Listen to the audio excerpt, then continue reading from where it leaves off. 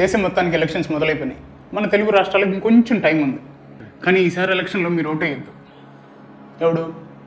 వాడు డబ్బులు ఇచ్చాడు కదా అని ఓటేద్దాం అనుకుంటారు చూడు, మీరు ఓటేయద్దు. కొంత మందు పోసాడు కదా, మందు పోసిన విశ్వాసంతో ఓటేద్దాం అనుకుంటారు చూడండి, మీరు అసలు వేయద్దు. వీళ్ళు నా కులపోళ్ళు, వీళ్ళు నా మతం వాళ్ళు అనుకుంటారు చూడండి, మీరు అసలు వేయద్దు.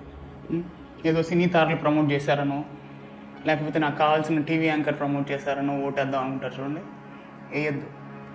ఏదో ఎలక్షన్లు వచ్చాయి కదా, ఎవడో ఒకటి గుద్దాలి కదా అని వేద్దాం అనుకుంటారు చూడండి, వేయద్దు. ఎందుకంటే అన్నీ ఆలోచించి ఎవరిని ఎన్నుకుంటే తన భవిష్యత్తు బాగుంటుందని ఆలోచించి వేసే వాడి ఓటు విలువ పడిపోతుంది మీ ఓటు వల్ల.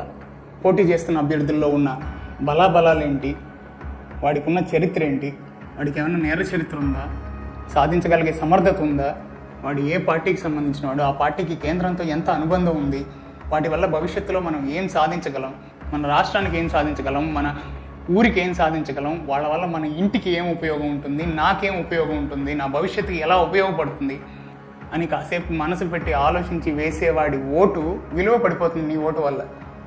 ఎందుకంటే ఈరోజు ప్రతి రాజకీయ నాయకుడు చెప్పేది ఒకటే మాట, మేము నీకు మంచి చేస్తాం, మేమే నీకు మంచి చేస్తాం. ఎవడు మంచి ఎవడు చెడ్డ అనేది వాడు చెప్పే మాటలను బట్టి తీసుకునే రోజులు కాదు. కేవలం డబ్బు, మందు, కులం, మతం ఇవి చూసి మాత్రం ఓటేయండి. తప్పకుండా ఓటేయండి.